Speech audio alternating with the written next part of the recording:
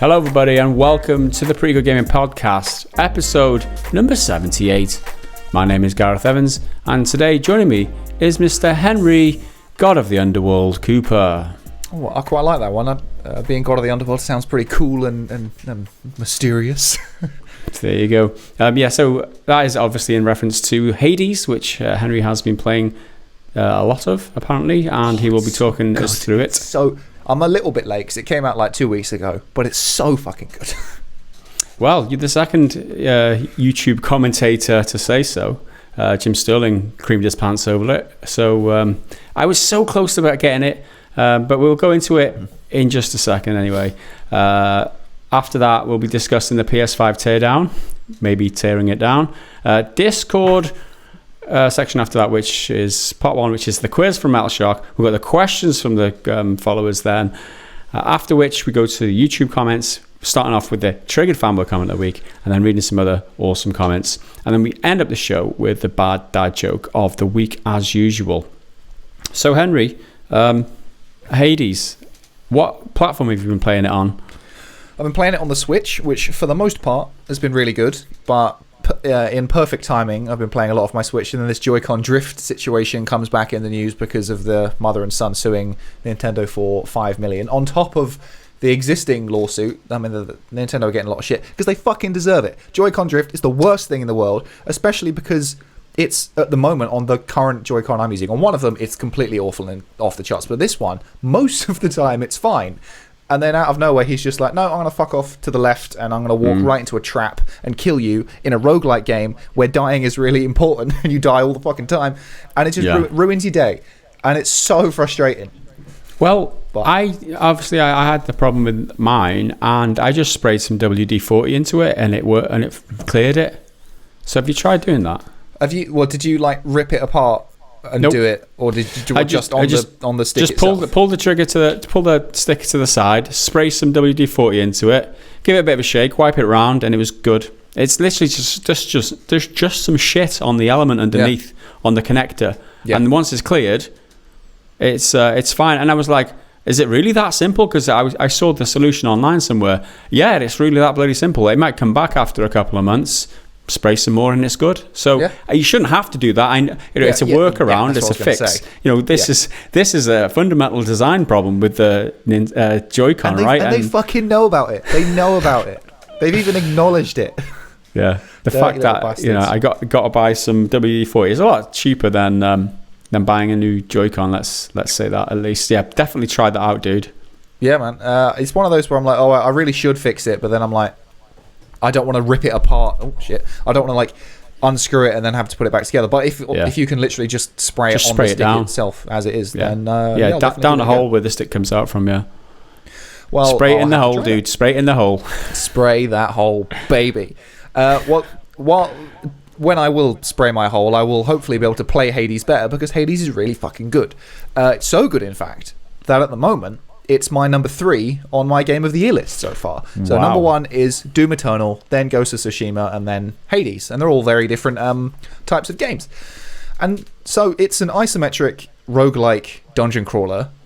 And my immediate thought when you hear that sort of combination of genres is, oh, great, another one. They're all fucking everywhere. There's so many isometric dungeon crawler roguelikes or like pseudo RPGs and shit. But this one's actually really, really good. And generally, I don't really like roguelikes because by their very nature, they can get very grindy. Like, they're fun for a bit, but because you're supposed to die over and over and over again, lose all your resources or whatever, you've got to start from scratch. But this one's got me. Yeah, I think sometimes that the roguelike design architecture is sometimes a lazy way for indie developers to just not flesh out their game. It's like, well, I have to build a few mountain levels, make it procedurally generated, and then I've got infinite game time. I don't have to build these like long worlds. So I think it's sometimes a crutch that some developers use. But having seen the impressions of this on Jim Sterling's video, it seems like it's more than just the regular roguelike or roguelite, let's call it, because the distinction between those two, before you carry on, is roguelike should clear all your progress every new run. Roguelite means that you can carry some progress or take some resources next for your next run, which makes it ever increasingly easier the more runs that you do.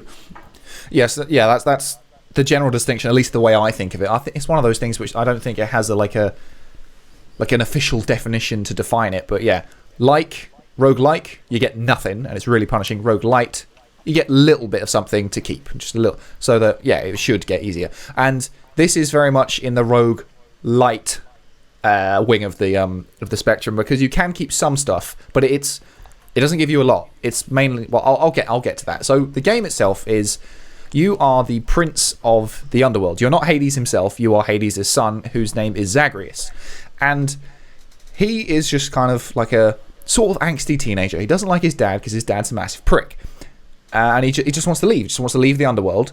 But because he's immortal and you can't leave the underworld, it's supposed to be impossible, but obviously he's going to fucking do it. Every time you die, you respawn back in the House of Hades, and you crawl out of the river of the dead and shrug yourself off, and you get back to it. And I think it's got a really good sort of sense of humour about it, because everyone's kind of a caricature. They're all very exaggerated. So when you speak to people, everything is fully voiced, which is awesome. All the characters are voiced, and they're all well voiced as well. No one sounds like they're half-arsing it, really. They've all got these very bold, bright, cartoony avatars that come up with a text box, and they speak to you, and they're all of the gods are very huge, muscle-bound monsters like you think of the gods are, with like Greek statues and stuff. Then all the girls are all very sensual and seductive and all that sort of stuff.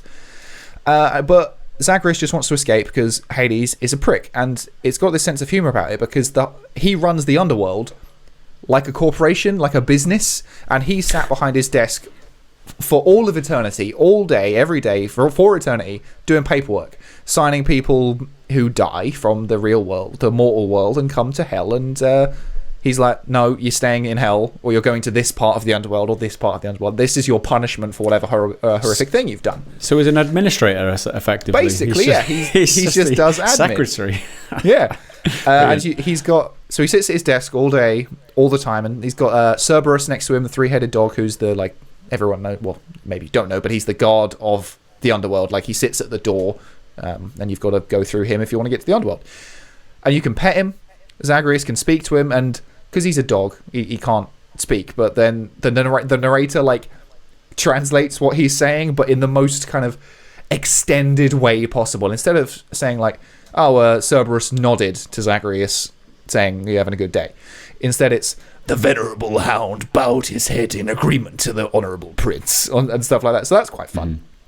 And because he runs it like a corporation, like a horrible business, he's got employees. So some of the other characters who knock about in the underworld, there's Achilles, who is was just kind of like a Greek hero character, and he was the one at Troy, like an amazing warrior. He hangs about, and he helps you, he encourages you, he sort of trains you in the ways of combat and the different weapons and that sort of stuff. There's a character called Dusa, who is basically just Medusa's head, presumably having already been cut off by was it Perseus or Hercules? I think some versions it varies, but one of them. And she's super stressed about everything. She's a cleaner, and she's just a floating head, but she's got the snakes which hold feather dusters and brushes and shit. So she cleans everything. She's got a bit of a crush on Zagreus, but she stresses out and she flies away all the time. It's really silly. And there's Nyx, who's the queen of the underworld. She's sort of like your mother figure, and she's very kind of mystical and witch-like. But they're all completely different. They all look really good in gameplay and in their little cartoon character, because the camera is quite high up, even as isometric kind of games go. It's very kind of lofty, but it still looks amazing because it's very, very stylized, very, very brightly coloured, and in terms of combat, there's always loads of shit going on. It's almost too much. The kind of what does Girlfriend reviews call it? Because I think her description of it is really, really good. Diarrhea Christmas lights, that's her term, where it's just explosions of colours and particle effects and just blah all over the screen. That can happen quite a lot. So in terms of the combat, you basically get 3 abilities right out of the gate. You get an attack, which is if you have a sword, you'll swing it normally. If you have a spear, you'll thrust it, you stab it. Then you've got a special attack. So again, if you have the sword, it's like a trick shot slam thing, which does a bit of a shockwave. And the spear, I think you throw it. And then you've got, I think they call it cast, which is basically just a simple ranged attack. You throw It's just sort of like a throwing knife, basically. It's just something simply throw it, and then you can get it back. You have to retrieve it, and that can get upgraded to have more uses, like more. Oh no, I've lost the fucking thing. I can't see. I can hear you fine. Oh, there we go. You come in. Yeah, there you go. You're good. Yeah, sorry. Was that something that is going to happen again? Oh no, I think I accidentally went back. Oh, it was your fault. Totally my fault. I blame you. Once again, I do too.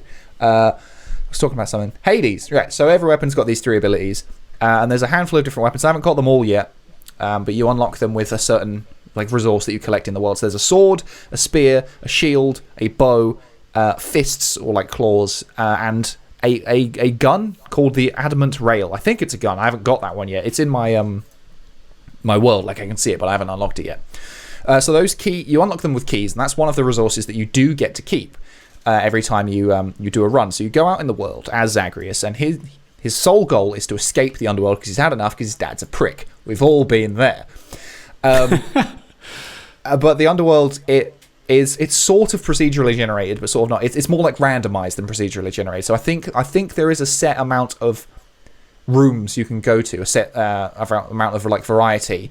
But they will change every time because it's a maze, and it will. Because the idea is that it's meant to keep people inside. You go through, you kill people like demons. Different enemy types do different things. It's quite simple. There's some that throw energy balls, some that are big, hulking guys who try and smash you.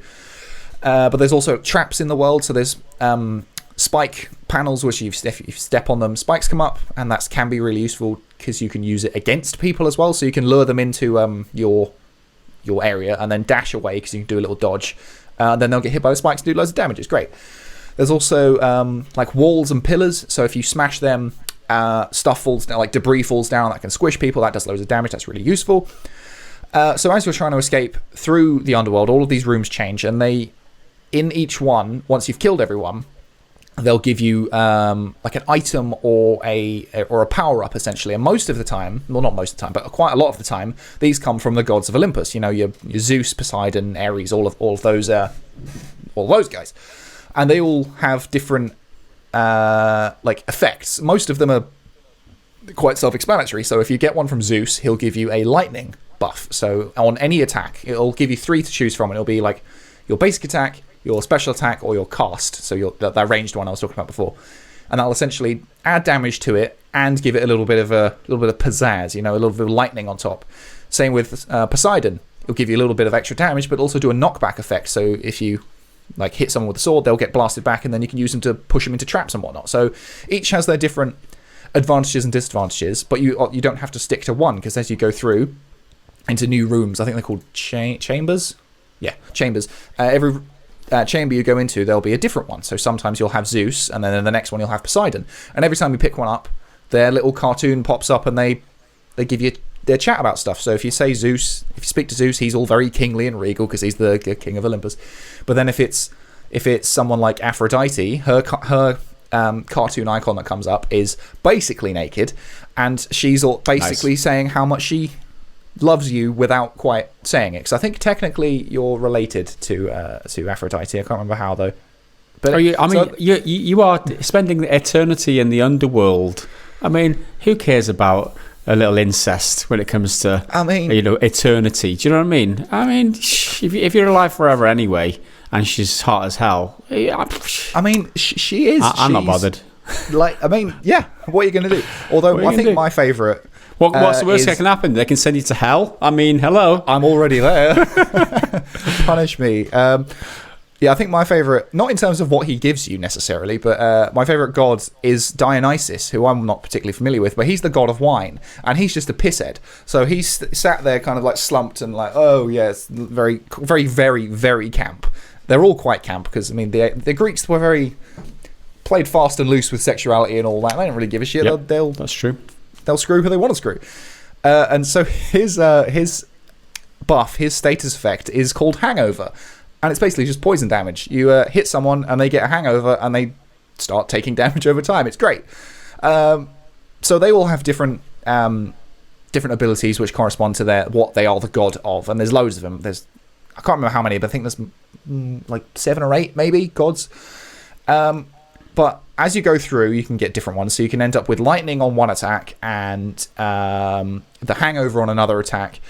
And then sometimes you can get it to give you a brand new ability, which I think is called Call, which is like a super ability that charges up through certain encounters. And that'll be like a bunch of lightning strikes hitting the air, coming down from the sky, or firing arrows out in every direction if you get Artemis to back you up. Sometimes you can get duos, which will give you 2 at once, which will be like you do lightning damage and it gives you the critical hit chance of I think Artemis gives you that, which is really, really handy.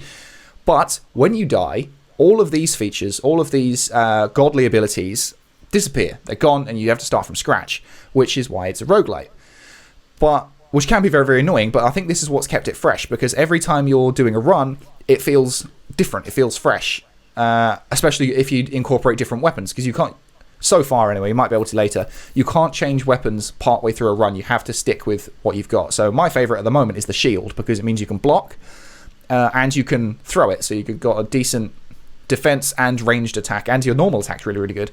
I really like Spear, but as I was talking about this in Discord, the Spear is really, really good, but I think it's just a little slow on its thrust ability, like in terms of animation, because sometimes the enemies come and I want to hit them fast, and something like the sword is better for that. But the sword is it's probably my least favourite at the moment, because it's just a sword. It does what it says on the tin. It's not bad, like it's still good, but it's just a sword.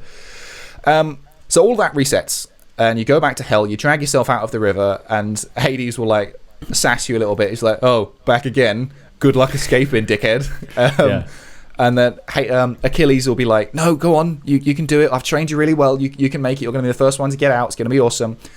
But you do get to keep a bunch of different resource types. So there's jewels, which are used to upgrade the House of Hades. Sometimes that's cosmetic stuff like changing the decor, or sometimes it's bonuses in the world. So in between levels of the underworld, because there's a handful of levels, you go through all the chambers, then you enter a new level.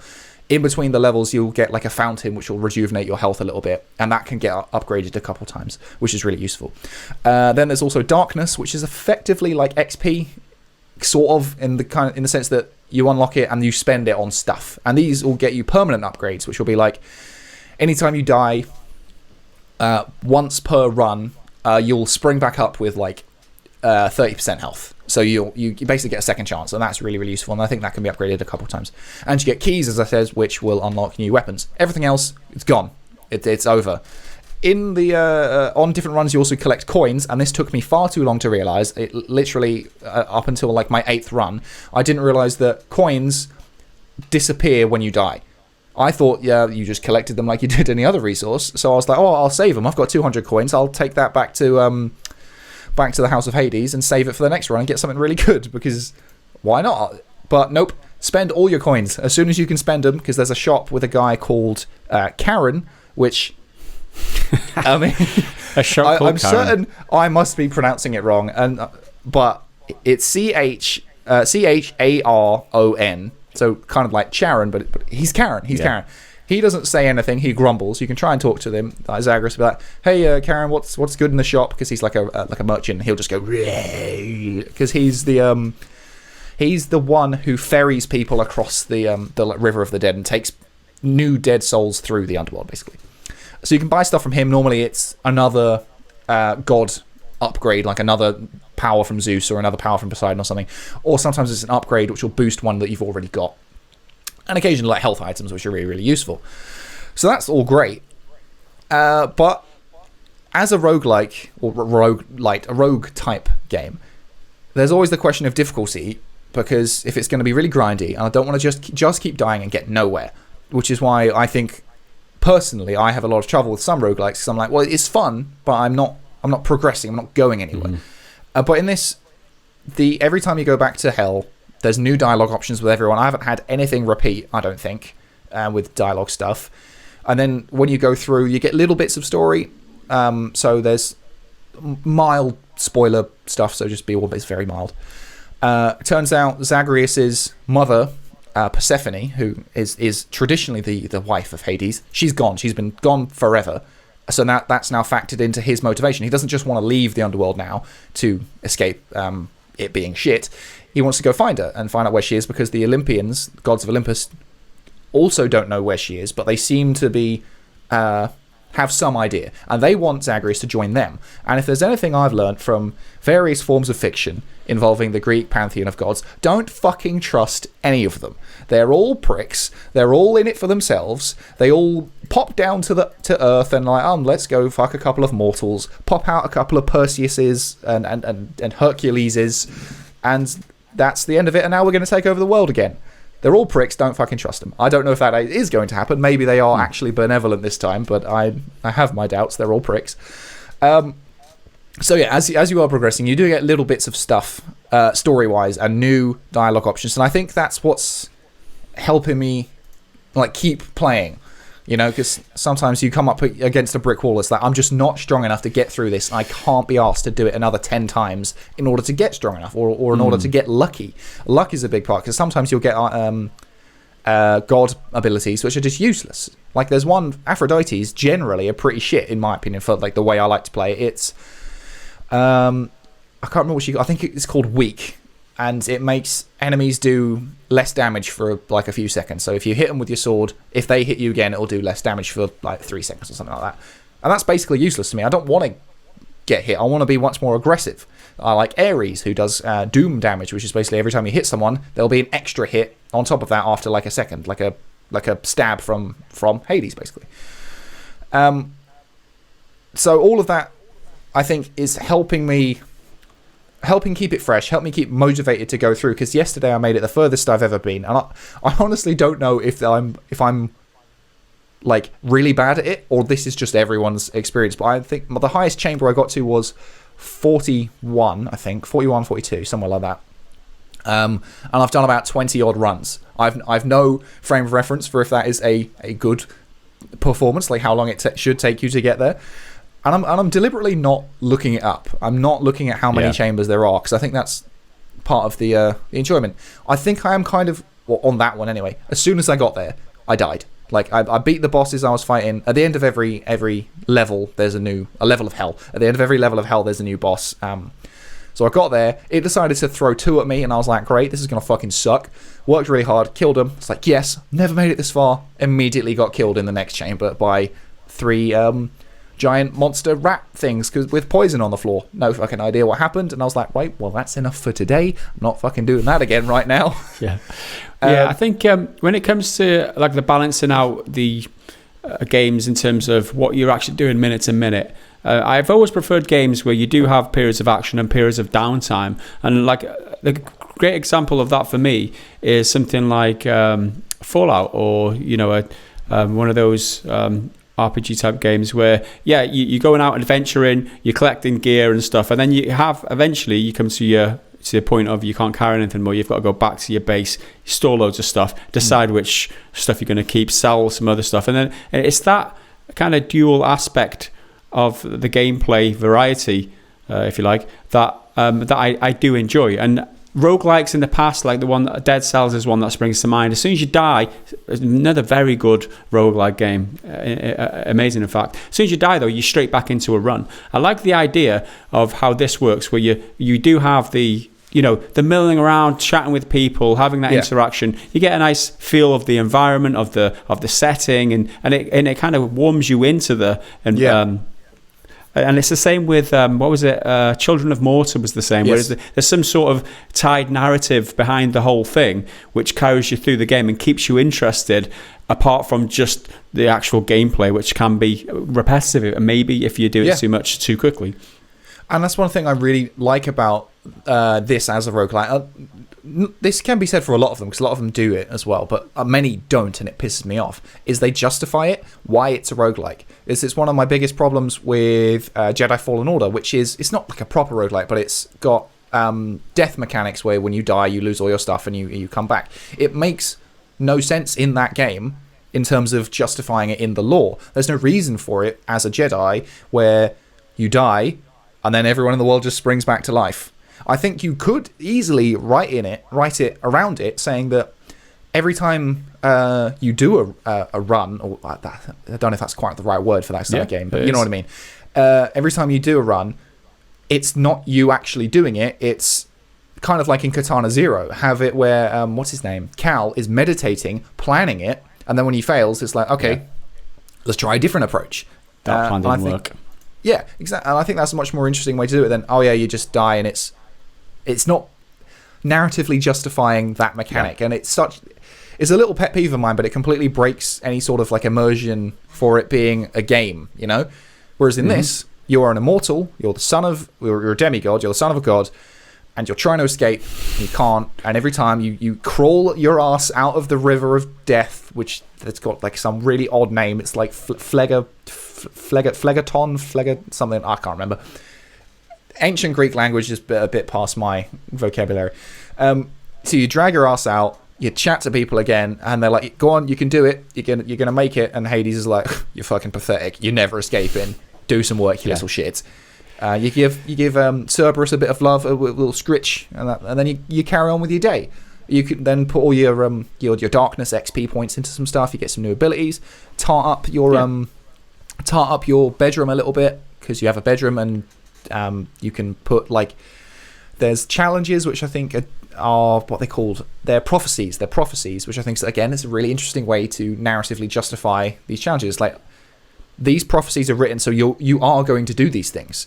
And once you do these things, which will be like, use every type of Zeus's ability, every type of Poseidon's ability. Once you do that, you get a little reward. And I like that it's a prophecy and you can choose to ignore it and, you know, write your own thing or do it in line with what the fates have said. And I think there's little things like that which narratively justify everything, which it goes a long way to me really, really appreciating the game and making it more than just a grind fest, you know? Yeah, I mean, I was already kind of half sold on this. So having heard your take on it, I'm pretty. At the end of this recording, I'm going to go and buy it. Right? I'm sold. I do like my roguelikes. I love Dead Cells. I did like Children of Mortar. It seems like a nice combination of both of those, and a lot on top. This game has been in early access for a long period. I do like games that come out of early access because they get a lot of feedback during the production process from the players, and the devs tend to implement some really good changes based on that feedback. This is made by Supergiant Games, who have a great reputation. Is it Supergiant? Yeah, this is my first Supergiant game, but they've got a huge reputation. All their games are really well received. Bastion, Transistor, and Pyre are the three previous ones. This one, Hades, launched, when was it? The 17th of September, so it's almost 3 weeks now. 92 on Metacritic on the PC and the Switch, putting them second best PC game of the year on Metacritic so far on both of those platforms, so which is great. The Steam ratings are 98% approval rating on Steam, which is overwhelming. You know, it's these types of games that don't come along that often. The fact that I can't even see how many people have, just shy of 15,000 users have reviewed that on Steam. That says a lot to me. It really does. The problem for me is it's only available on two platforms right now, the Switch and the PC. Not a big problem. I'd rather play this on my Switch, right? But I've weighed up both versions. £19.50 on Steam, £22.50 on the Switch. Both digital versions. It doesn't make sense. Why are we paying that Nintendo Switch Premium? Makes no sense at all. It's fucking Nintendo and they suck dick.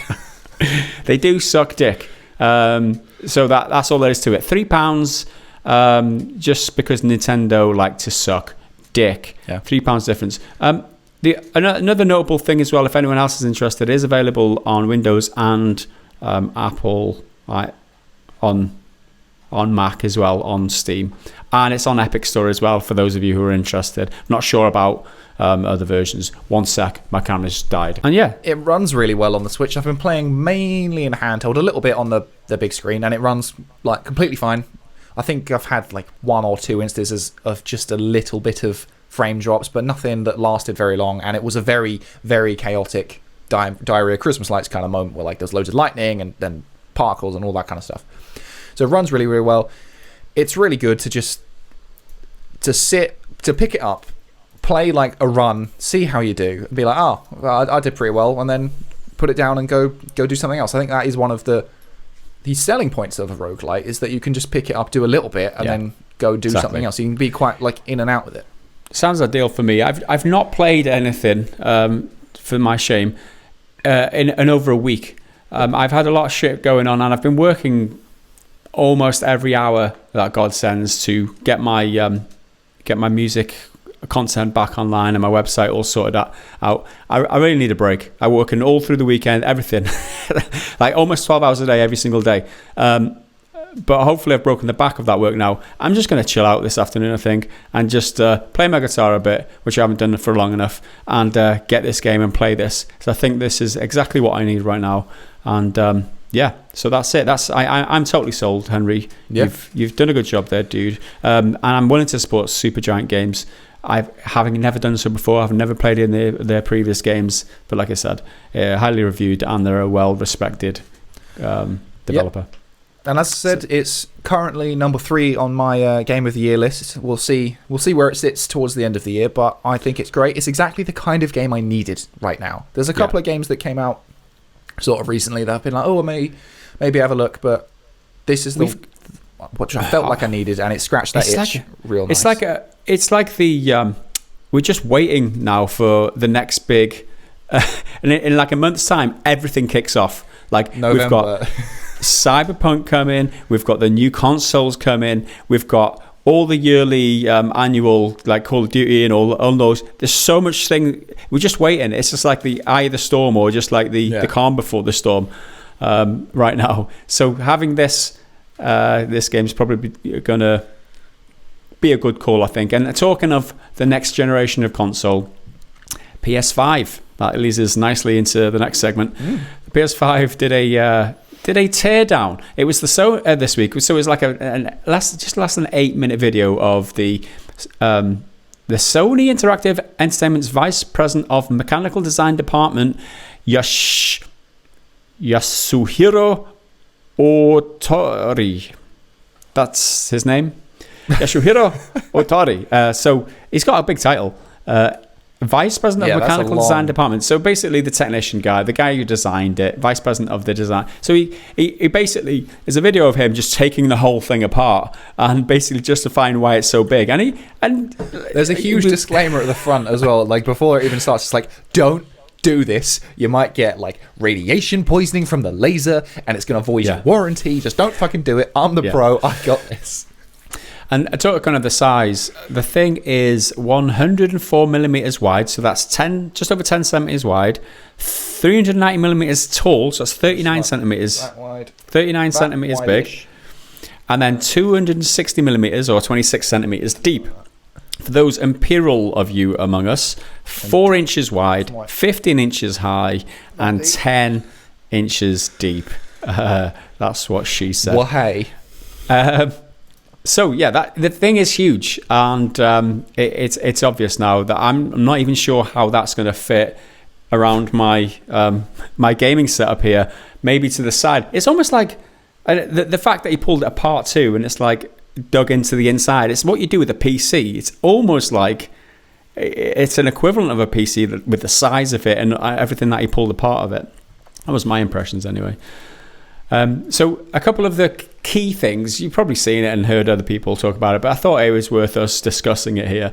The side panels, those white things that make it into a God knows what it is, the router side panels, whatever it is, they can be replaced. So you can probably customize them, get I don't know, it's dbrand or whatever these websites that generate custom parts for stuff are, but you can probably take the white bits off and then you're just left with the black core and just add your own, maybe even black. It might even look good if you add your black wings on the thing or whatever. So that's good. That's a good. You can just do that out the box, which is great. The other thing is the explanation of why everything's so big, mainly because the PlayStation 4 got ripped to shreds because of the noise, and to solve that, they've come up with this huge, this very intricate system of how to cool the PlayStation 5. So it's got one massive heatsink that goes like the length of the whole thing. It's got a massive fan, and it's also got dual intake fans on both sides. And it's got liquid metal thermal interface material to deliver long-term stable, high cooling performance. So it's even got liquid metal. And it's estimated that between 60 and 75% of the PS5 size is dedicated to keeping the thing cool and, more importantly than anything for most people, quiet. Because everyone who owns a PS4 knows that it is noisy as hell. However, this should not be because of the design. So that's a bonus, right? The trade-off, though, is that it's absolutely bloody huge. Is that going to be a problem for you, the size of it? I mean, it's a problem that can be solved in most instances. You can, if you just like rearrange your setup a little bit. But it is huge. So big. Like, there's no getting around it. It's fucking massive. Yeah. But I think standing it vertically, given my current setup, I can see it fitting like reasonably well. Horizontally, though, that's so wide, and it's not like you could even put stuff on top of it because of the curvy Sydney Opera House thing it's got going on.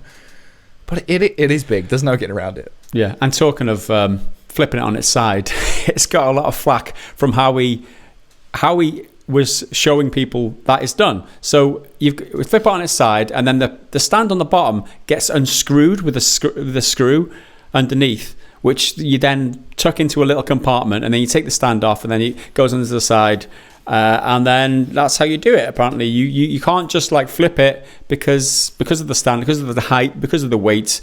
You need to unscrew the thing. So it was taking a bit of, a few memes were made. Xbox already took the piss on Twitter saying, this is how you flip our Xbox Series X on a side. And just two pictures, one with it vertical, one with it horizontal. Yep. And it was, it's very reminiscent of how they took the piss out of PlayStation 4 when they went with all that DRM. Was it? Oh, no, it was the other way around, wasn't it? Shared like games yeah. It was the other way around that time. Yeah, it was Sony taking the piss out of Microsoft then, where Microsoft were at the beginning of this generation. They were touting, DRM means that you can't share games with players unless you add them to your family group, and there was a whole intricate. Anyway, it was all taken back because there was a huge uproar about it. But at the time, Sony were like, this is how you share games on PlayStation. And then I had one guy hand a game to someone else just to take the piss out of them. So I think this is a little bit of I don't know, payback, I guess. So another few things that were, if anybody's interested about the teardown, if anyone didn't see it, there's dust catchers on the thing. There's two of them. So they can be hoovered out, which is good. So the dust stops going into your system, and it's good for maintenance. The M2 expansion slot bag is behind a single screw cover, so you got a screw to get in your thing. The SSD is soldered onto the board as well, and we're talking about the speed of the thing, how it's going to deliver 5.5 gigabits of gigabits of information per second or something, which is a lot of info. And the way they've got that is that the SSD is literally soldered onto the board, because that's how they've made it so fast. So a lot of answers there. We know a lot more about what the PS5 looks like, how it's going to handle, what it's going to be like, how big the bloody thing is, and why it's so bloody big now. So yeah, I guess that was that. Do you have any takeaways from this, Henry? What are your thoughts on this? I mean, I did. It's not a big show. It's just, here's the guy, the like main engineer bloke, pulling it apart. It wasn't like a big fancy showcase. It was just him with a screwdriver, just popping up stuff and being like, here's this, and moving on. And I quite liked the simplicity of it. It was in Japanese as well, the chap who did it. Whereas I think if it was the American arm of Sony doing it, it would have been this huge, like, explosion razzmatazz, of like, showbiz, and a great big razzle dazzle of it all. But yeah, I liked its simplicity. It's not changed my thoughts on it. It's just information. It's just, oh, okay, that's cool. That's handy to know. You're still sold on getting one? Are you getting it day one? Oh God, no. No. I'm not getting anything day one. But I mean, what's the point? I maintain like the only reason I would probably get either the PlayStation or the Xbox Series X is for this channel. Like that's the only reason. As a regular gamer, non-content creator type thing, I see no need to, because everything I'm interested in is already coming to PS4 anyway. Yeah, it'll run nicer on the PS5, but I don't need to pay an extra, 500 quid or whatever it is to do that. Certainly get it eventually if for stuff like Horizon 2 or God of War Part 2 or whatever they're going to call that, because God of War is my game of the generation, so I'm obviously really, really excited about that. But at the moment, I see no need to. Same with the Xbox. There's nothing on it. I mean, there's nothing on it at launch that's exclusive anyway. Nothing at all. There's nothing on it. Full stop. Let's just leave that sentence there. No, that's a bit harsh. Yeah, it is harsh. When Halo comes, I always want to give Halo a chance to be what it used to be. I love Halo. Halo's great. But yeah, there's nothing that I don't see a need to. Why don't gain anything by having it on day one that I wouldn't gain by getting it next year? I get you. I think of the two, though, if I'm going to get one day one, it will be the Xbox for a couple of reasons. Firstly, because I use my Xbox One right now to watch the football. I've got my Now TV Game Pass on there, so I watch that, and the BT Sport on there. I don't know if they do it on PlayStation, let's be honest, but I do prefer that, and also the Game Pass is there, right? I've got the Xbox Game Pass, so I've got all these games and all that library all ready to go. So yeah, if I'm going to get either of them, it'll be that one first, and then the PlayStation 5. But they're both reasonably priced in my eyes. I think. I won't get them both. Yeah, they're still expensive because I think it's not 500. It's about £450, something like that, and then I think $500. I might be wrong. I don't have the numbers in front of me. It is still expensive, but it's not unreasonable. Like, you could quite conceivably budget appropriately and afford at least one. But yeah, I'm really not fussed at the moment. If they came out and said, yeah, we're gonna put God of War 2 on PS5 at launch day one, then maybe. But right now, well, nah. And that's the thing. Like, thinking about it, if you're going to buy Cyberpunk, because we're all going to buy Cyberpunk pretty much, and we're going to play Cyberpunk. If you want to play that on your old console, you can, and then buy the new console, and don't they give a free upgrade for the new version, console? So I mean, it makes that transition a little bit easier, more palatable, and gives you room to breathe essentially. Otherwise, you wouldn't buy Cyberpunk, and you just be like, well, if I'm going to get it, I'm going to have to get it on the new console. I'm going to buy it on the old console and then be outdated, and because you've got this policy where they're offering the free upgrade. That's great. That's great for the consumer, really is, and it just eases that transition. And with stuff like Cyberpunk, I mean, I'm expecting it to have its fair share of bugs at launch anyway, just because it's so big. A game half its size would still have shitloads of bugs, so it's that big, it's going to have some problems.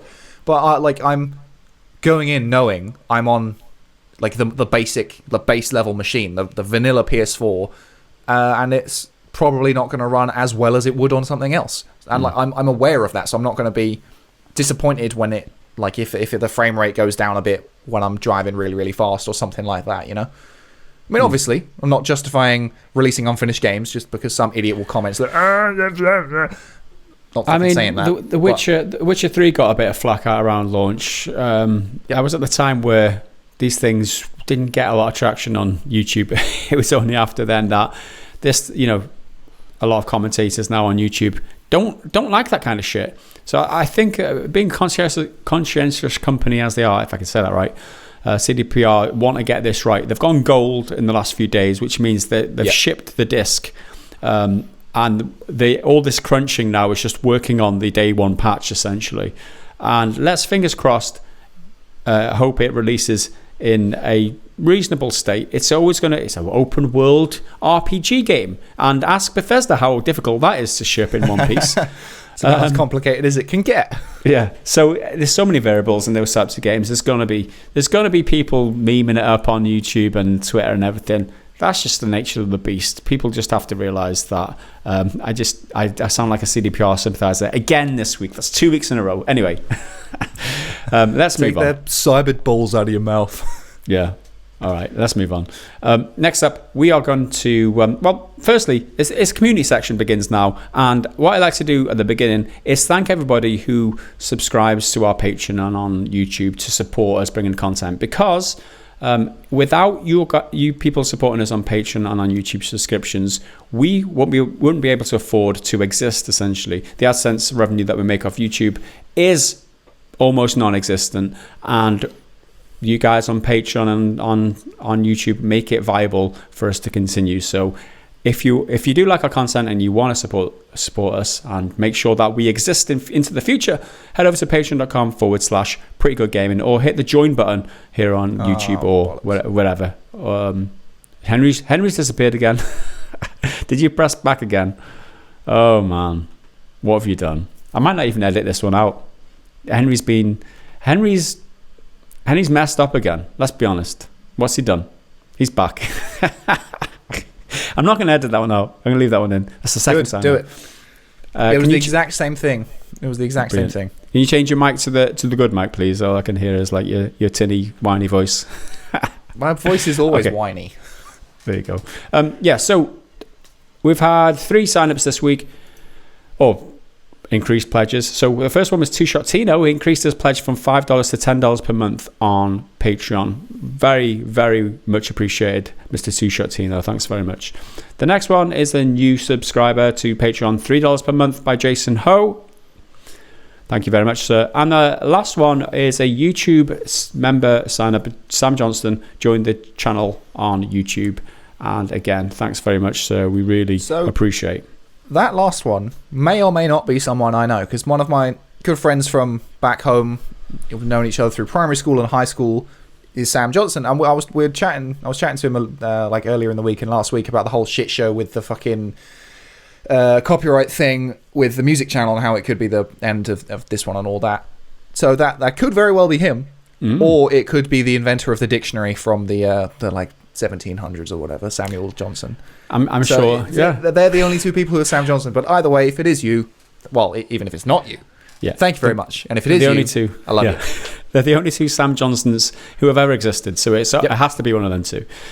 So thanks everybody for your pledge. Like I said, if you want to support the channel, please do that. Oh, another quick note as well. For those of you who don't like YouTube, don't like Patreon, we are now on other platforms. Most notably, the 2 that we're on, Odyssey and Utreon. Now these are both startup kind of competitors to YouTube, and I see the benefits in both of these. Our content gets pushed to both of these platforms now, so I'll leave the links in the description for both of these. So if you just don't like YouTube anymore because YouTube has a monopoly, and we all know that having a monopoly isn't the best for customer service or customers or people, because they're in charge, they can do anything. And having had a bit of experience on both of these platforms, Odyssey looks really nice and it's a really clean user interface. It's good, right?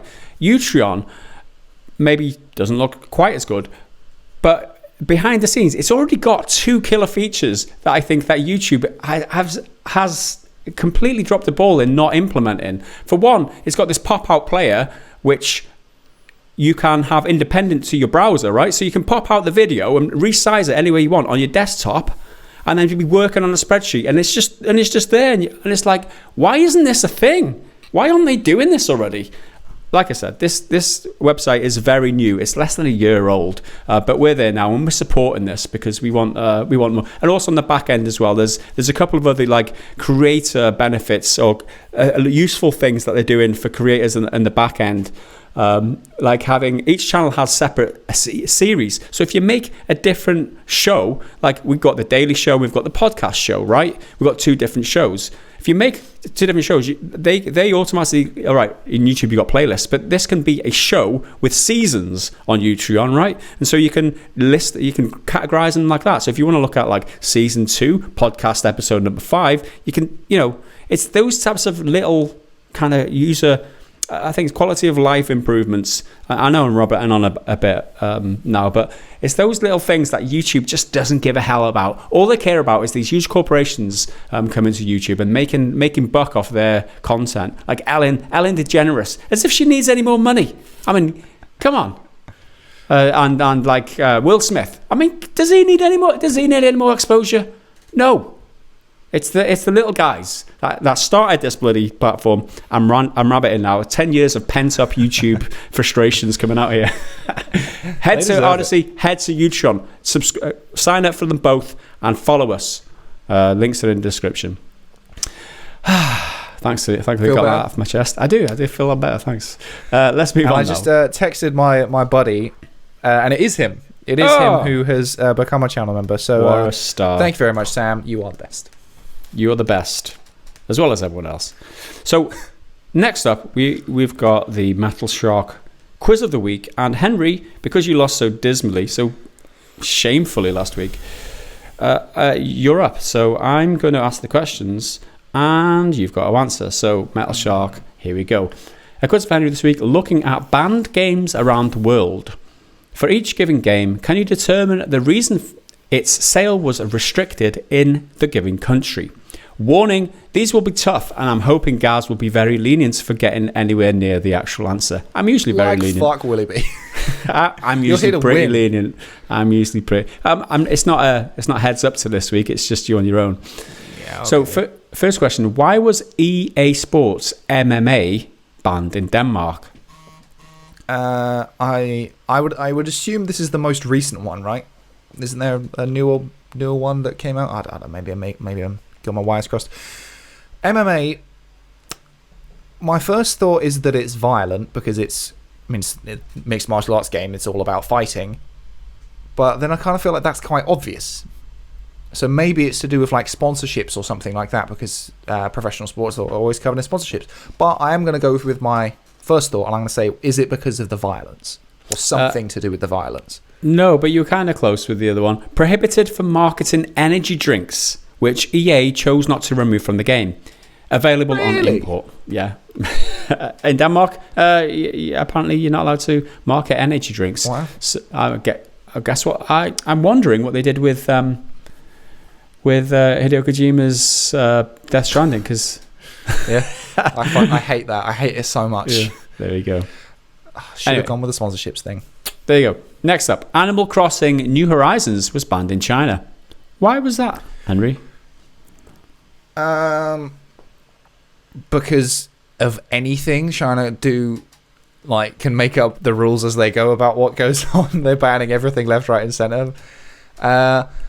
Did someone, like a user, create like some anti-Hong Kong, some free Hong Kong stuff, some anti-CCP stuff? Well, like I know Winnie the Pooh meme or something.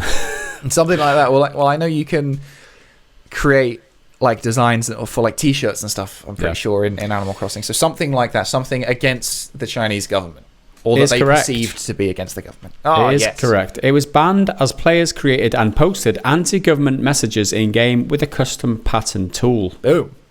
Not even allowed to speak your mind in China. I mean, there you go. Draw your mind. 1 from 2. Fallout 3 was banned in India. Why was that, Henry? Fallout 3, I mean, it's no more violent than any other game, really. What does India not like? I don't know. I don't know how strict India are about certain things. This is going to have to be a complete fucking shot in the dark on this one. Let's go for something to do with cows. A two-headed radioactive cow. I think, isn't that an enemy, a creature in? Was that a guess? Thingy? A complete guess. Was that a complete guess? You're absolutely right, dude. It was not officially banned, but never released due to cultural sensitivities, as the game depicts two-headed cows, or Brahmin, named after a community. Fuck there you go. I just know that they in the Hindu religion, that's how I got there. That can be quite sensitive about cows because there's one of their gods is a cow, I think, in Hindu. I can't remember who it is. Can we just draw attention to how epic that guess was? That was an epic level guess, Henry. Congratulations. For a game I've played it like a tiny bit, but not even properly, and it was a complete guess that a two-headed cow even existed. There you go. I'm not going to give him an extra point because, we've got fair is fair, rules are rules. I'll probably get another one wrong at some 2 point. from 3 so far. Well done. Next up, Pokemon Go was banned in Malaysia, but why was that? Well, there's quite. I wonder if this is to do with the environment around the game rather than the game itself. So, because there were all these stories of people walking in front of traffic and going trespassing and that sort of stuff. So, I'm going to guess players, nothing to do with in the game, but players being like doing dangerous things or doing things they're not supposed to while playing the game, something like that. Well, I don't think that is correct. I'm going to read the answer. Banned by the Federal Territory for Muslims for promoting the search for power. The ban was later lifted following massive backlash on social media. Oh, wow. Okay. So they didn't approve of people going to Muslims. They didn't approve of people going to capture Pokemon to make themselves more powerful, I guess. That's amazing. That's okay, ridiculous. Right. Anyway, 2 out of 4 so far. Next up, PUBG was banned in Nepal, Henry, and you're going to tell us why. I don't know. Again, it's no more violent than anything else, really. Well, it's on everything now. So, and I know where is it? It's somewhere like India or Bangladesh, somewhere like that. They had a problem with it, and they had to ban it because people were playing it too much. So they sort of banned it, but I don't think that's the same. I mean, maybe it is. I don't know. Let's go for something to do with microtransactions. Why not? That's not come up yet, and it's probably going to come up at some point. Is wrong. It was banned because of delinquency issues involving youths.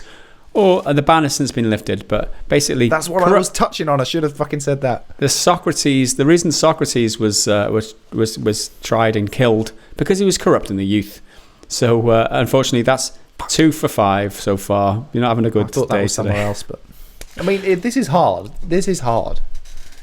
Yeah, it is hard. It is hard. I'm trying to be lenient here, but unfortunately, you can't have epic guesses every single time.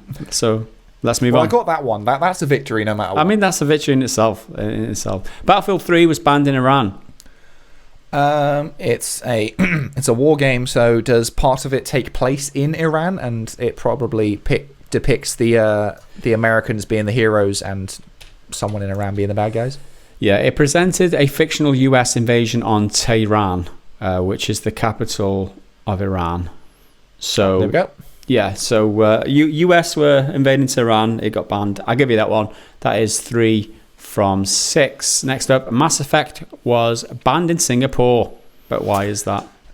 This Mass Effect 1, probably because of the sex scene. That's the most controversial part about it.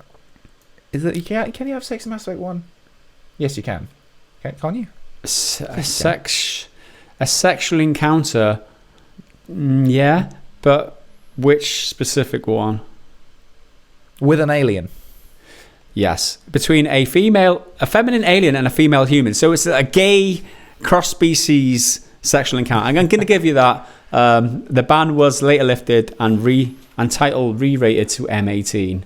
So there you go. That's 4 from 7. Tropico 5. I don't think I banged anyone in my run of my playthrough of Mass Effect 1, or did I? So I think I was grafting with the blue alien whose name I've already forgotten.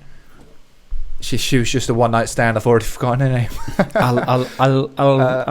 Aliyah. What the hell's her name? She's the science officer. God, it's been so long since I played it. I'll remember as soon as we stop recording.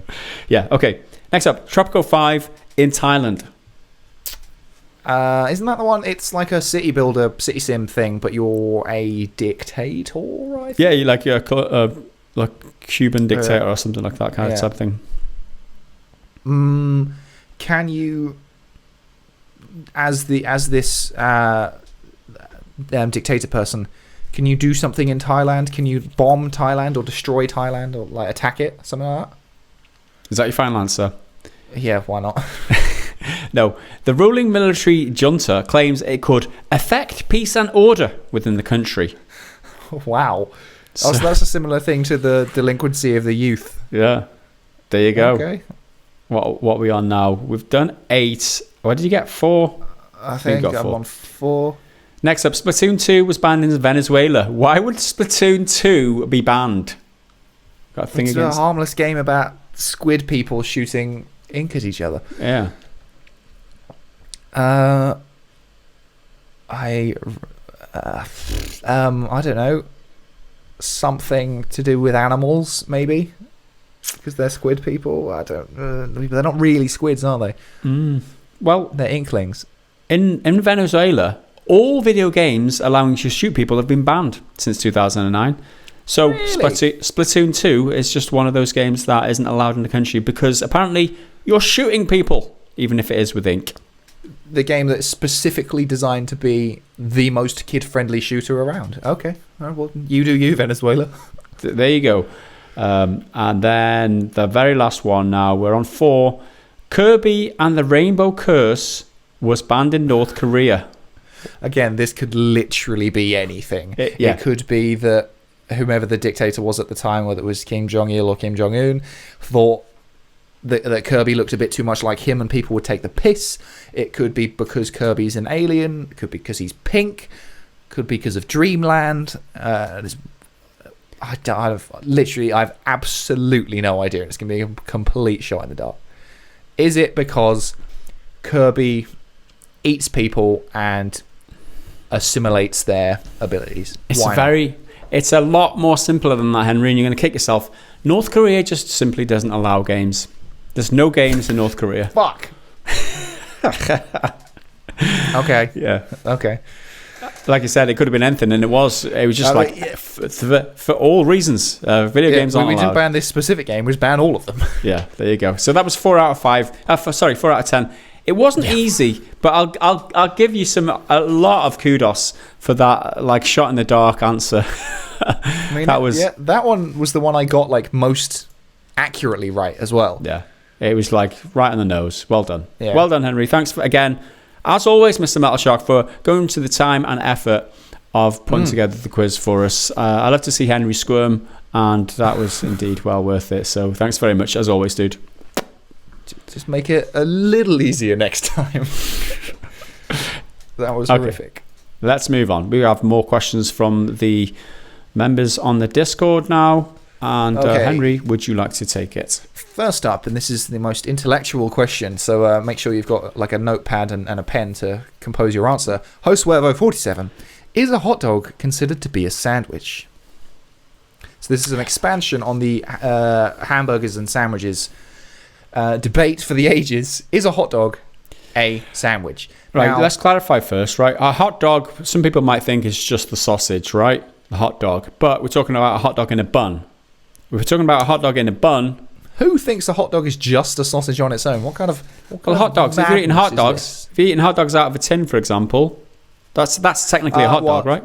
But it's just a shit sausage then, isn't it? I don't know whether it's like in other countries, but to us a hot dog is like a long finger-shaped bun with a sausage put in. There's a stipulation about any kind of sausage. I would say any kind of sausage put in a bun is a hot dog. It doesn't have to be the horrible frankfurters that are jelly and... I mean, I'll still eat it if it's there. Like, I'm not going to turn it down, but then they're not great. A barbecue. You can have a barbecued sausage, put it in a bun, still a hot dog. Still a hot dog, correct. It's not a fucking sandwich.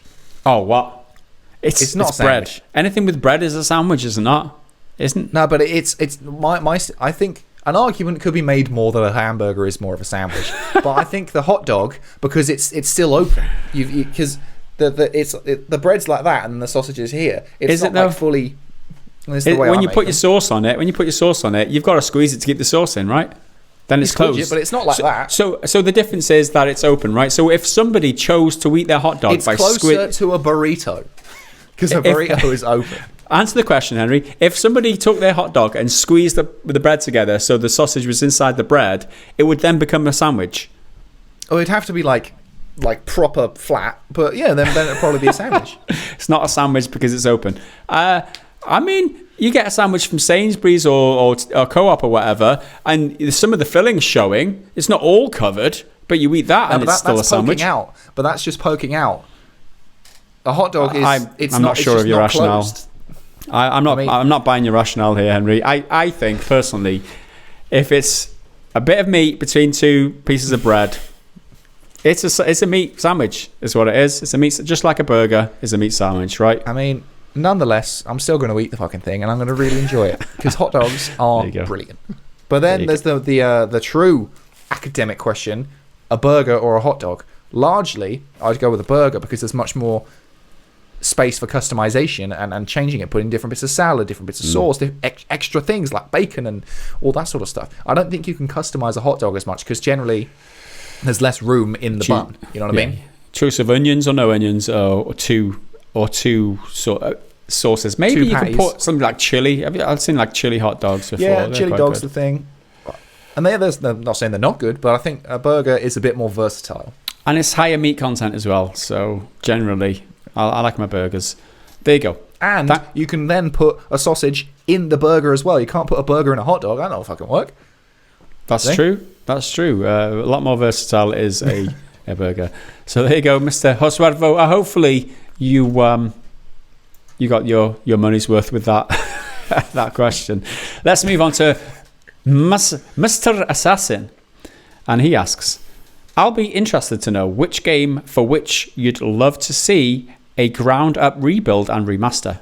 I would personally love for there to be a rebuild/remaster of Star Trek Deep Space Nine: The Fallen. It's a little niche gem, but its story and gameplay were brilliant. Henry. Well, I think this is a question we get a lot because anytime someone new comes in, they ask what kind of game we'd remake. But my answer is always the same. It's always Metal Gear Solid. It's like the last really big PlayStation 1 game, I think, really, to get the glow-up treatment. I mean, it had the Twin Snakes on the GameCube, but just take it to a new level. Or do the original Metal Gear games on the MSX, the 2D sort of shitty ones that are very, very basic. Do them, make it look like Phantom Pain, give it Phantom Pain's gameplay, because Phantom Pain has amazing gameplay, but the story is dog. Yeah. And then I'll be happy. Okay. That's my choice. You're right. We always get asked this question, or we often get asked this question, and obviously we can't assume that everybody watches every podcast. So I'm going to mix up. I'm not going to say the same answer, which is usually Sid Meier's Pirates. I'm going to go with two new ones today. Siphon Filter, I want a remake and a remaster of, because that game is brilliant, and Tenchu Stealth Assassin. I want that. Both of those games right now, please. Thank you. So hopefully this answers your question. Thanks for the question, Mr. Assassin. Okay, next one is from Tommy T333. Do you think Activision is finally taking a step in the right direction? Sorry, Henry. Sorry, I hate to go across. Tommy T333, man. Surely. Tommy T333. Okay. Sorry. Thomas. That wasn't even worth interrupting you. I'm sorry. Carry on. Do you think that Activision is finally taking a step in the right direction of stopping pay-to-win microtransactions with Call of Duty and switching to Battle Pass systems and offering free content to players? Keep up the good work, and then a little heart. Well, thank you for the little heart. Do we think they're taking a step in the right direction? Well, that's an interesting question because there's another kind of point about what their motive is. Their motive about changing it isn't because it's the better thing to do, because pay-to-win games are wrong and immoral because it's cheating. It's certainly going to be more to do with how they're perceived, and people give them shit all the time when they do pay-to-win, so that's the only reason they're going to be changing it. I don't necessarily think a Battle Pass system immediately fixes the problem, because you can easily put in gameplay modifiers within the Battle Pass.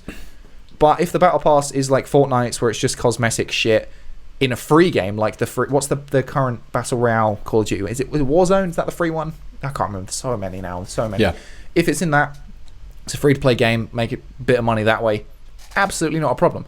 But if you put in a Battle Pass in a full-price game that you're paying money for, and then expect it to pay money on top, it's still bullshit in my eyes. It's better than pay-to-win, but it's still not fucking great.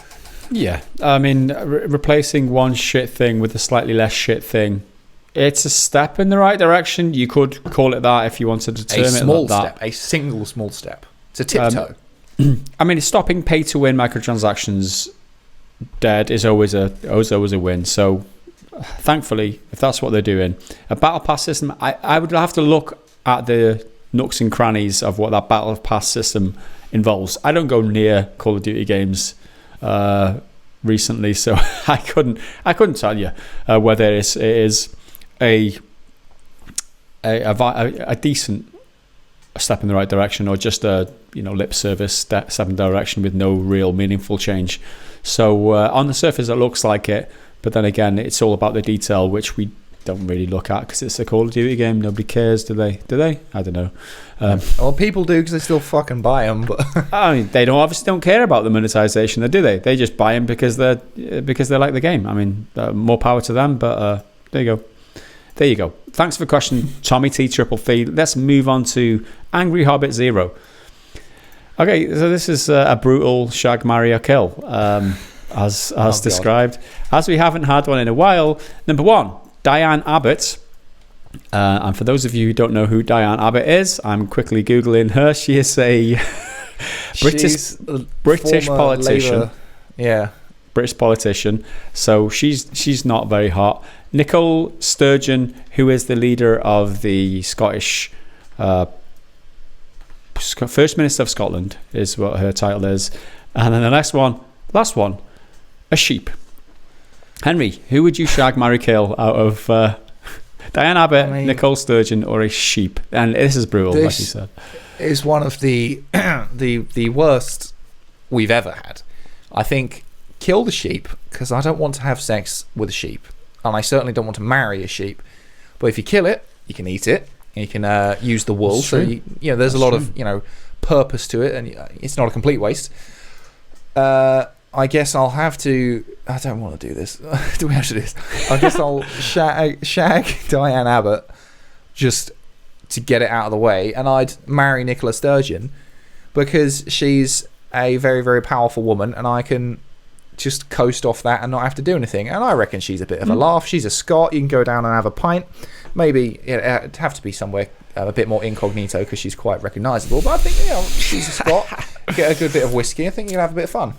For like a long-standing relationship over a couple of decades, I get you. I get your rationale. However, sheep has to die. You're going to shag the sheep because it's food. No. Sheep has to die because it's food. Nice lamb for dinner. Which Diana Abbott is going to cook for me because she's my wife. Because she's 67 years old and she doesn't have long left. Right. Soon she'll be dead. And then I am free to marry whoever I like, and then just shag Nicole Sturgeon, and then Nicola Sturgeon, and then she's out the way. So I will be free.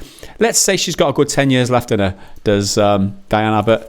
I mean, I'll be free in 10 years. You'll be chained to Nicola Sturgeon for at least 20, 30 years, dude. I mean, well, she'll probably get assassinated at one point anyway, surely. Now, just as a clarification, I'm not saying anyone do it. I don't want to get attacked by any governments or anything. No one doing anything. Nicola Sturgeon seems like a laugh. I want to go for a pint. Yeah, that was a joke. Good fun. There you go. Thanks for the question. If you want to have a whiskey, let's have one. Right, let's move on. Or an iron brew or something. I don't know.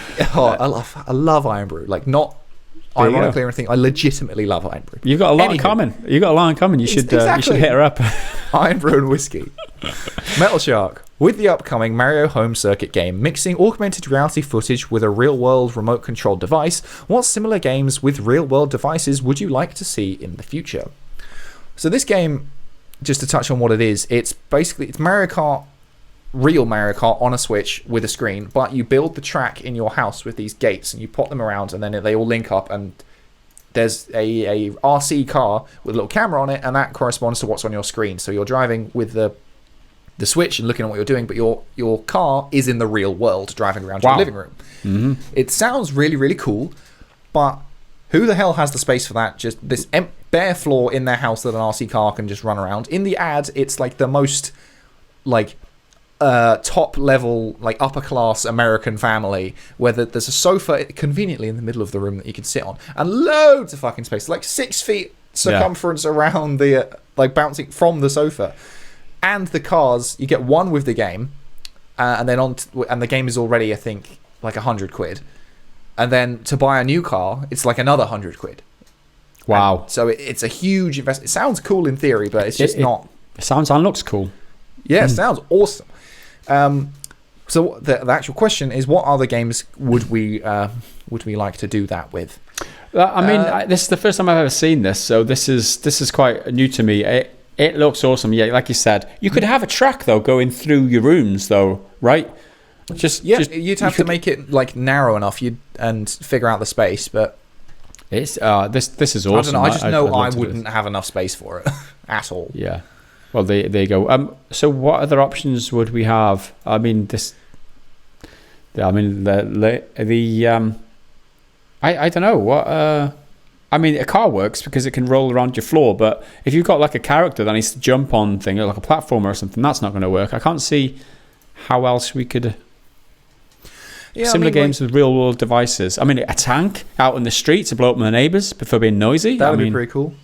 Yeah, that could work. I think maybe like a step up from Star Wars Squadrons, because that's got quite a lot of VR stuff. On that note, a lot of people are saying the hot ass stuff really doesn't work and it's a huge problem. Well, then a bunch of other people are saying that that's absolutely the way you should play the game. So there's a really weird kind of disconnect with that. So if you can get your hot ass stuff to work with Star Wars Squadrons, if you can we clarify what hot ass means for those people who don't know what hot ass is, dude? Oh fucking hell! It's if you can get your hot ass to work. I mean, it's just it's just a joystick essentially, right? What is it? It's hands on throttle and stick, isn't it? So it's a joystick and a lever to go fast and some buttons. So in relation to this question, if you could do something like a Star Wars flight game where you can fly a drone around, like a drone remote control flying thing, that could be quite cool. Yeah, that's a good call. That'll be the final answer because I can't see any other options. But yeah, definitely drones. Like flying drones would be cool in a game, like an augmented reality thing. That'd be pretty damn cool. Thanks for the question, Mr. Metal Shark. Let's move on. Tons is next. Microsoft stated it's not yet done with buying studios to expand their Microsoft studios. I like this question. Expand their team. What studio would you like to see get scooped up by Big Philly? Personally, I would say Ubisoft. Make a clean ship and throw out Egamo and every other scumbag that still works there and give the IPs they hold some new life. Give the IPs they hold some new life. Now, my answer would have been Bethesda, but lo and behold, they've bloody gone and done it. They've only gone and done it. Oh my God. I'm so happy about that because I do love Bethesda or historically loved Bethesda games, and I hope this is just the injection of new life that it needs, that the company needs in order to reinvigorate and revitalize the franchises. Hopefully Microsoft can push Bethesda in the right direction. So while I think of another one, do you have an answer? I don't know. No, not really. I mean, Ubisoft is a cool choice in terms of, as you say, like revitalizing what Ubisoft is and making their games like good and getting a bit of creativity in there for stuff like Assassin's Creed and whatnot. But Ubisoft are so huge. They're their whole like their own level. Like they're up there with Activision and stuff. If they wanted to make their own console, their own machine, they probably could afford to. So if they did that, that's a huge win for them already. But I don't know who I'd want them to take. I think another, like an indie team would be cool. But I really don't know. Like, who's a studio that I'd like to see have a little bit more something? I don't know. I don't know. Could they buy Nintendo? I mean, is that a stretch? No, probably not. Valve? Could they buy Valve? Maybe someone like Activision. And make a proper war game that's not just multiplayer, kill streaks and killing everyone with rainbow coloured machine guns. Something like hard and like emotional, and people are going to fucking die, and take all those resources. And the Call of Duty games, they are generally speaking well made. They're very, very pretty, and they're very, very technically impressive. So take all of that and make a proper great war game that's not just cinematic and explosions that you have to look at, but like actually engages you as a player. Take what you did with Halo and do it again with Call of Duty. Although they can't even do it again with Halo because they're still getting it wrong.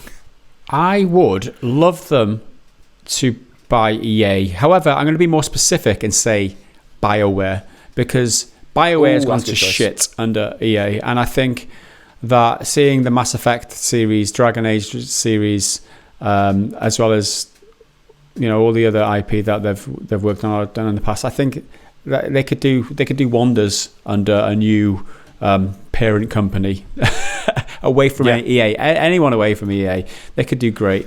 I mean, what even is Anthem? What isn't it? Is Anthem? Why did EA force them to do that? That's just, I don't know, it's criminal based on the games in the past. BioWare, I'm going for. I just realised I said Activision as a whole, as a publisher, but if I had to pick one specific studio, it would probably just be Respawn, because Respawn are doing great, and they can keep doing Apex, which is doing pretty well. People seem to, generally, the talk around it seems to be happy. People are happy with what Apex is doing. Yeah. Just do, like, Titanfall 3. Do Titanfall again. Titanfall 2 was really fucking good. There you go. Thanks for the question, tons. And moving on, the next for you to read is Gaboris. It's the last question. Okay, let's have something easy since I haven't been here in a while. What's your personal preference between playing a game on release day versus playing it as an actually completed edition in inverted commas, actually completed edition with all DLCs and patched out bugs? Let's not look at constraints like money, time, or hardware, but you can bring up pros and cons for both single and multiplayer games if you'd like. So, what's your personal preference between buying games on a release day and buying them after a little while when all the DLCs put together and they've ironed out any bugs and stuff? And I think I touched on this in one of the comments a while ago. I can't remember what the video was. But basically, similar to my stance on the next gen of consoles, I wouldn't buy things day one, ever, really. I'd buy them occasionally if it was something I really, really wanted.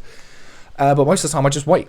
You stand to lose nothing. I mean, you won't be in the conversation if you want to be on like Twitter and all that sort of stuff. But I never really bothered with that. I've never been a YouTube commenter. So I just wait.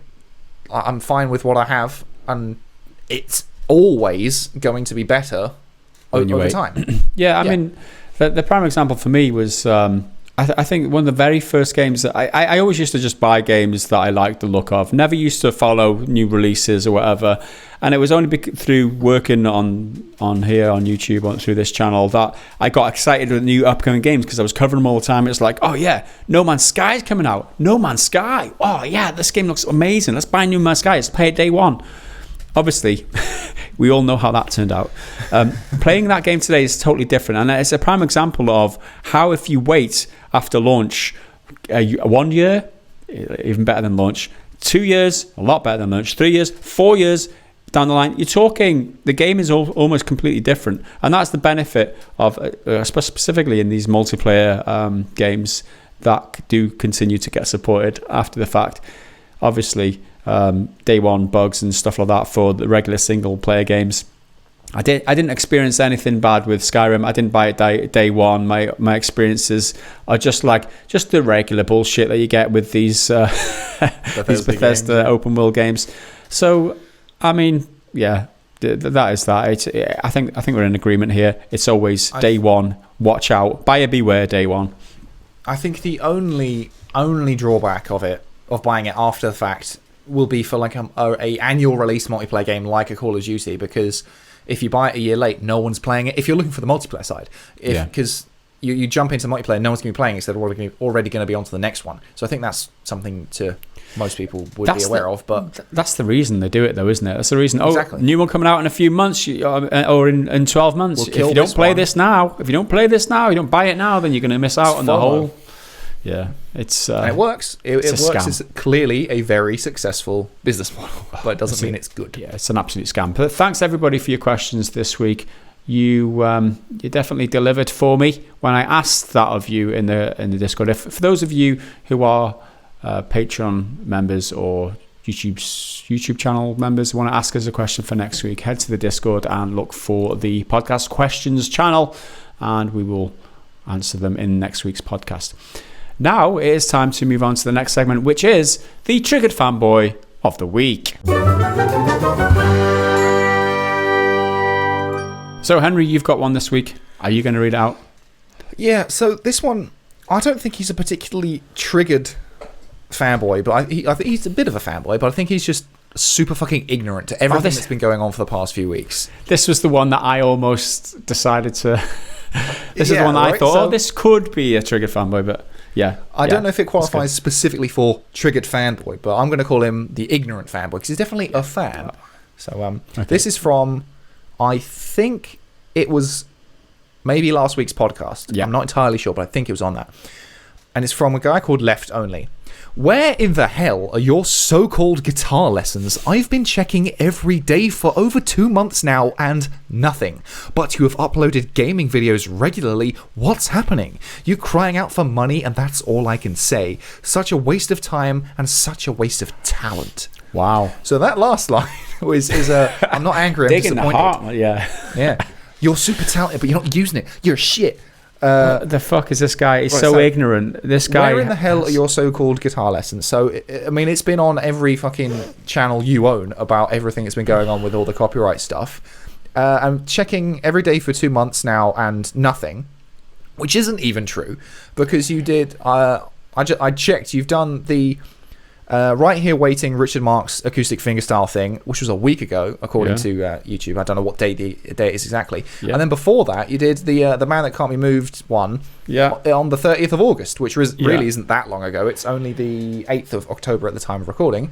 So clearly, you've not been checking that fucking hard. I mean, in the last 7 months since lockdown began, I've generated easily around 50 new videos on that channel. We're talking high production value guitar lessons and guitar covers.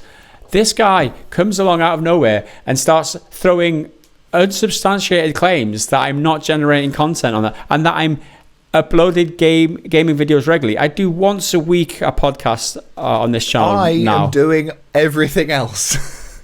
Because, I mean, that's how it works currently. And this guy's slating me because I've had to take every single guitar lesson that I've made for 8 years. I've had to remove from YouTube. I'm currently, I mentioned it earlier, I've been spending the last 7 days orchestrating the rebuild of that. I mean, having all the videos re-edited, building a database of where these videos are, uploading my tabs so that there's just a shitstorm of things going on for me right now. Like I said, I haven't had a break in days and days and days. And this guy comes out of nowhere throwing this bullshit around because he's so ignorant he doesn't know what's going on.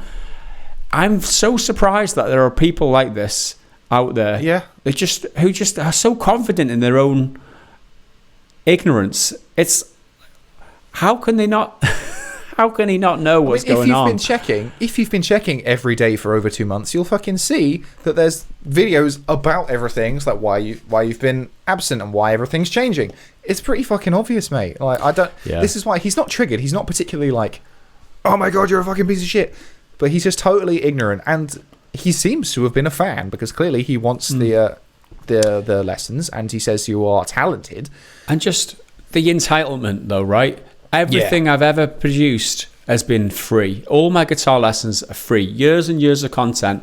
Going through all of this, the amount of effort that I've gone to all these videos, and this is premium stuff, right? We're talking, I explain things in these lessons in more detail than you'll get in any other guitar lesson, maybe even everywhere. Every single note, every single movement you make with your hands, I explain that in painstaking detail in the videos, and I don't charge a single penny, and I've done that for almost 10 years. And this guy comes along and says, where's the fucking videos, twat?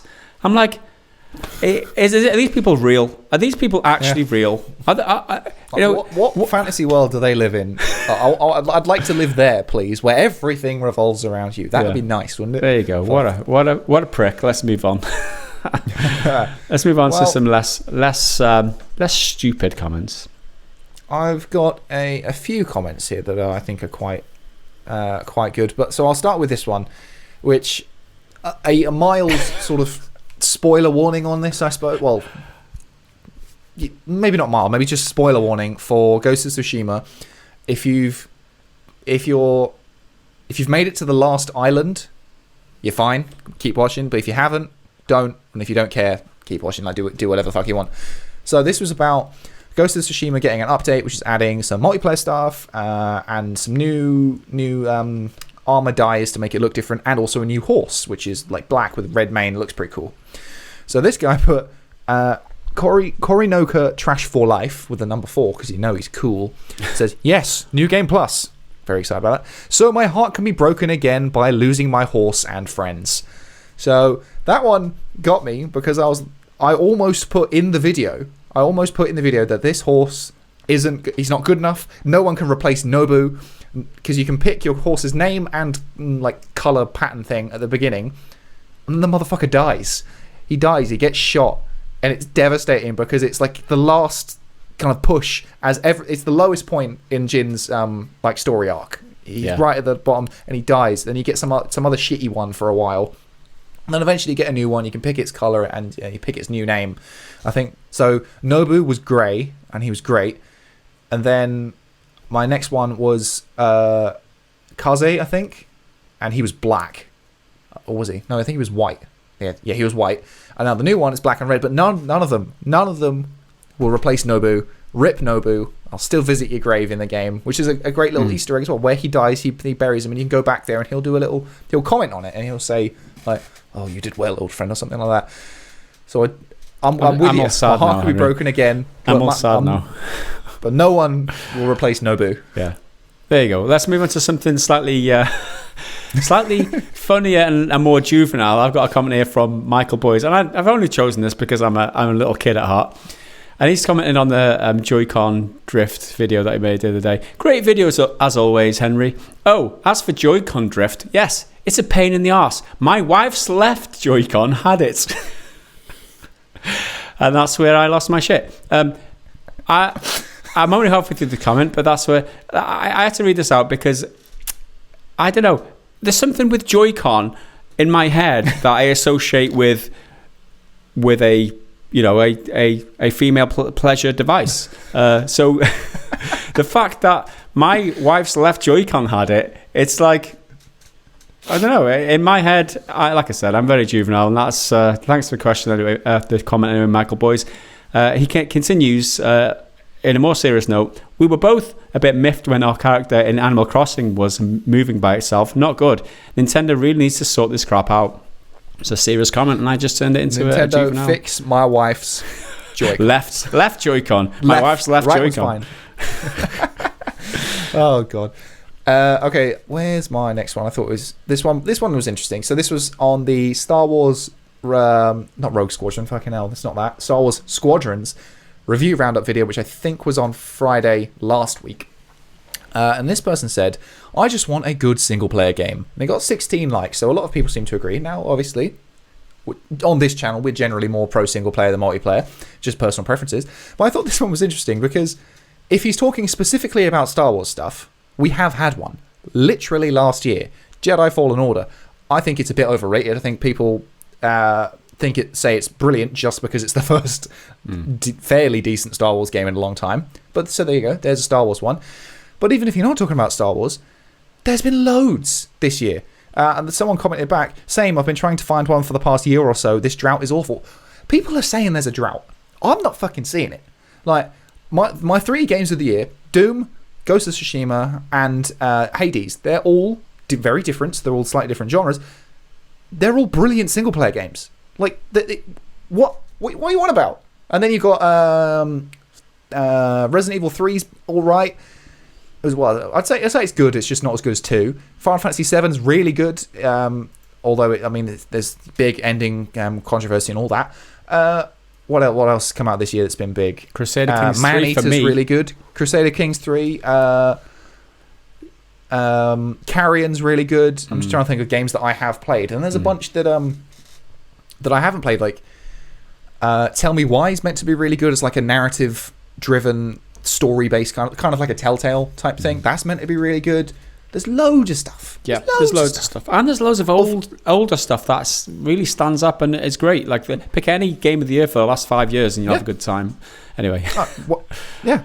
There you go. I just think it's funny because I see this kind of thing a lot. So, I just want good single-player games. I'm like, yeah, me too. We're getting them. They still exist. Yeah. I don't know. And then Last of Us, you might love it. You might really fucking hate it. Yeah, but The Last of Us is one as well. So have you got any more comments? So I got another one on the Nintendo Joy-Con drifting thing. So there's 2 comments in one here, and they just happen to be above and below each other. Although they weren't replying to one another, they kind of work well together. So the first one was SS. He said, I've bought lots of Joy-Cons over the years, probably spent around 400 or 500 on them. Fuck my life, they last 1 month at most. I mean, obviously, you need to get some WD-40 on that. So, that's a lot of money. That is a lot of money to spend on Joy-Cons just because they drift, dude. I mean, it's like, if you get... I don't know. Anyway, the next... The next comment kind of sums it up pretty well. Anarchy Chef 2 says, it's called Joy-Con. It's in the name. Think about it. And yeah, literally, this guy's been conned into buying 400 or 500 on them. You're talking, that's 10, 11 different Joy-Cons, maybe even more. Wow. And I mean, I'm certain I've made that exact joke before, and that's the reason I didn't make it again. So I don't want to make the same thing. And it's really obvious. But yeah, you're right. It's a con, and it doesn't bring you much joy. But I have, 2 left. One will lead me to the others. So this is on last week's podcast, and it's from Alfonso. Guys, it's always fun to see stupid comments, but it was interesting to see some good comments there. Maybe you should make a best comment of the week. So best comment of the week, it's not like a segment or anything that I plan to do, but I try to bring in some good ones every now and then. And I don't just want appreciation ones saying, oh, you've done a good job, because that's always nice, but I'm often looking for something a little different. So I've got 2 here. Fortunately, they're both kind of close together in the same video. It's on the Joy-Con video again. First one, love the show, keep it up. See there? That's nice. Thank you very much. Love reading those kind of comments. Just makes you feel a little bit good inside. And then a comment further down, which I think is a good comment because I think it's interesting, is from Reese Carter. Says, I'm putting it out there. The first Resident Evil film is alright, man. And this is because... So the other story in the video was about Resident Evil getting another new movie. And I touched on it because in the past I haven't touched on it. The Resident Evil movies are pretty shit. They range from, it's kind of shit but kind of fun, to really, really dog shit. Why is this a fucking thing? And I've said it in the past. I've said pretty much that in the past. And people have said, people need to stop giving the Resident Evil movies such a hard time. They're quite fun. So this time I said something like, I really enjoy the first one. And I'm glad this person does as well. Because the first Resident Evil movie, it is a good little... First one's good. I agree. Action sort of sci-fi. It's not scary or anything, but yeah, good little action thing. So long as you switch the part in your brain off that hears Resident Evil and thinks the game. They are not the fucking same. I think in that one, they don't even share named characters. I think Jill is in the second one, along with Carlos. Claire's in the third one. They name drop people who are completely different in personality and looks to whoever they're supposed to be. I remember in one of them, they hired a model who just looks a lot like Leon. Guy cannot fucking act. He's not an actor. He's a model. He's got swoopy hair. That's it. Brilliant. You're Leon. But yeah, the first one, I legitimately think it's a good film. I enjoy it. I mean, I think it's good, but I understand that it's not a good film. You know what I mean?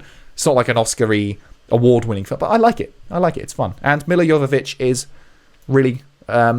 good to look at. I mean, if I want to watch a film with a strong female lead, she fits the bill. She's not bad looking. I'll agree with you there. I mean, I do like the first movie, and then the second movie, and then I don't know. It kind of tailed off from me. But when it comes to action movies, I'm just so bored of the tropes. It's just so predictable.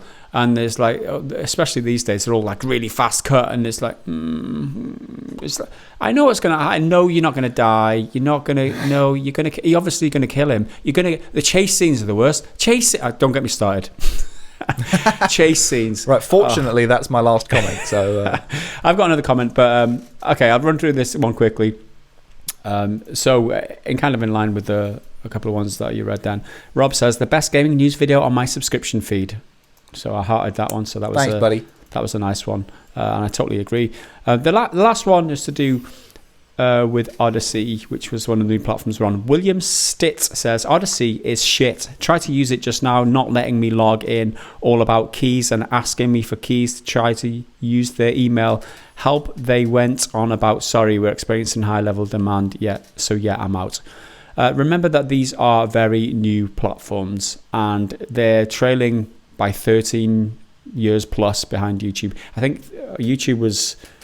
How long has YouTube been around? Since 2000? Launched in 2005, but they were working on it obviously before that. I think it went public in 2005. I might be wrong, but...